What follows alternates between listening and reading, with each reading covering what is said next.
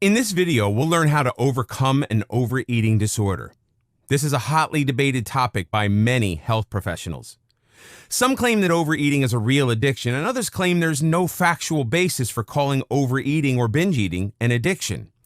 It's obvious that overeating causes many health issues, but many suggest that this is a symptom of some much more serious illness.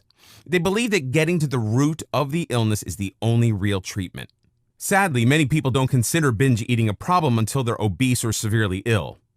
They considered that the food addiction is only a problem when it's causing harmful to someone else. Most government departments are now trying to educate the people. Many schools are beginning to introduce programs to educate students about the benefits of exercising regularly and practicing a healthy, wholesome diet. In order to overcome binge eating, you must first make a conscious decision that you want to change. After that, you need to put in place a strategy that will help you accomplish your goals of not overeating and presumably losing weight, or at least gaining your optimum weight and overall health. The following are some useful strategies to control what you eat. Think of your body as a complete and working system, a living machine.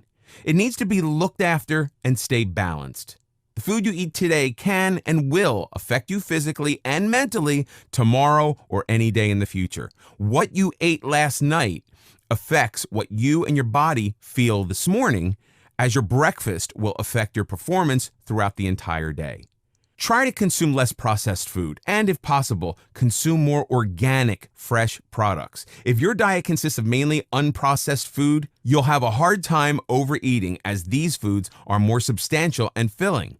They also take much longer time to digest, so you won't easily feel hungry. Base your diet around whole, preferably fresh or minimally cooked foods that you enjoy eating. Remember that even though some whole, fresh organic foods are much more expensive than standard processed foods, they contain a lot more nutrients. So in reality, choosing fresh organic foods are far more cost-effective, as you're getting more quality over quantity. Eat enough high-quality protein, as when you eat protein, it is more satisfying and you tend to eat fewer calories overall than if you mainly eat carbohydrates. Try and eat about 35 grams of protein each meal. Fresh vegetables or frozen organic vegetables, especially those with natural bright colors, are known to be superfoods. Try to include as many vegetables into your diet as possible. They are low in calories and high in essential nutrients, perfect to curb craving and keep you full and healthy at all times. Try to get your carbohydrates from starchy vegetables such as tubers like potatoes, sweet potato, cassava, yam and carrots, parsnips, turnips, and beets. Beans and legumes are a good source, as is fruit, because you get a good amount of fiber and roughage as well as many essential nutrients combined with them. These foods take a longer time to digest and stay in your system longer. Therefore, your internal satiety sensors will tell your brain that you're not hungry, so there's no need for snacks or binge eating. The human body burns carbohydrates, alcohol, protein, and fat for fuel, but carbohydrates are not essential for survival. In fact, you can live without any.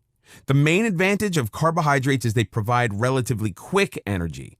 The main fuel for the body is glucose, a form of sugar, and this is essential for brain function and powering your body. Our bodies turn carbohydrates, protein, fat, and alcohol into glucose, always starting with the one that is easiest to convert to energy, which is usually carbohydrates. If there's no carbohydrate, it first uses alcohol and fat for energy, then protein.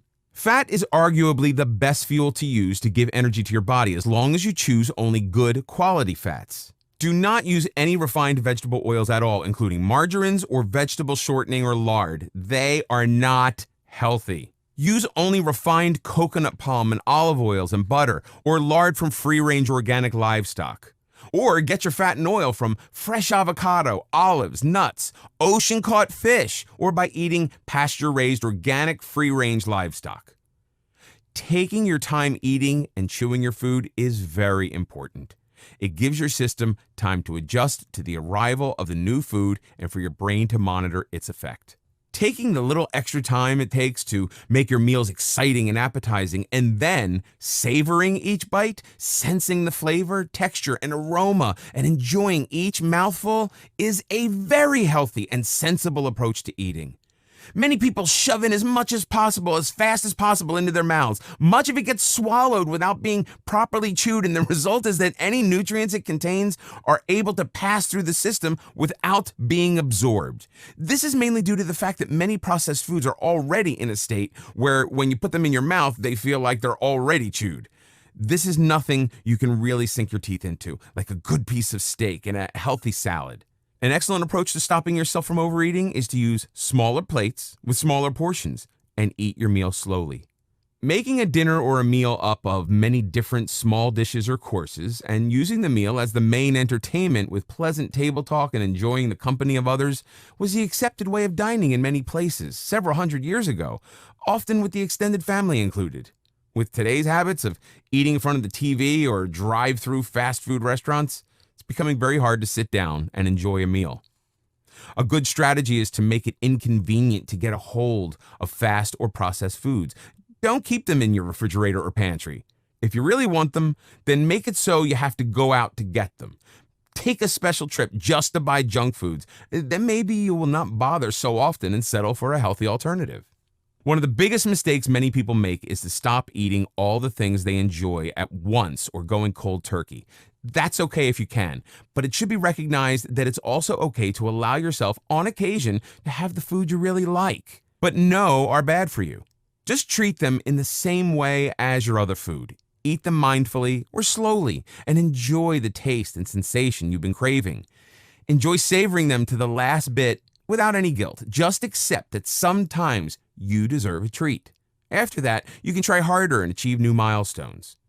If you wish to put an end to overeating and binge eating, you should first leverage your effort by determining what is your outcome. How much do you wish to weigh? What's the purpose of doing so? It can be for your health, fitness, and vitality, or it can be for your family and loved ones.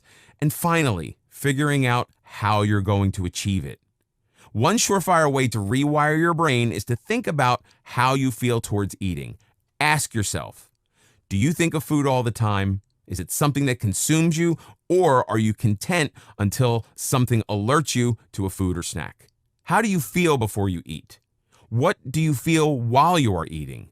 How do you feel after eating? Are you always hungry no matter how much you eat? Do you eat because you feel hungry, or do you eat because you think you should, or just because it's habit, lunch or dinner time? Do you crave a certain food, say candy or chocolates? How about thinking about a fresh, ripe mango, strawberry, or apricot instead? Do you think this would be a good alternative?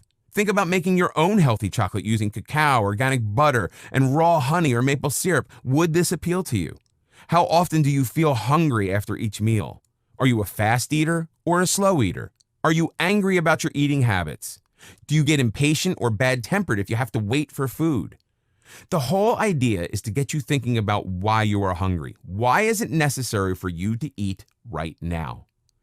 With today's busy lifestyles, many people tend to forget about the pleasure they can get from mindful eating. In some countries like France and Italy, mindful eating is considered the norm, the cornerstone of these cultures.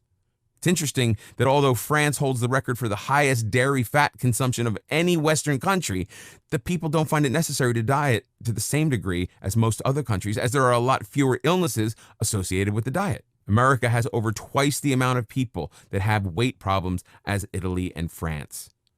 A new approach to overcome binge eating and overeating is to avoid having huge meals and consume lots of small, high-quality meals so you never feel hungry. If you select the right foods to snack on, you'll be able to eat less easily. Also, you won't have to experience the usual cycle of feeling full of energy and then being tired later on, as you'll have a steady stream of energy throughout the day.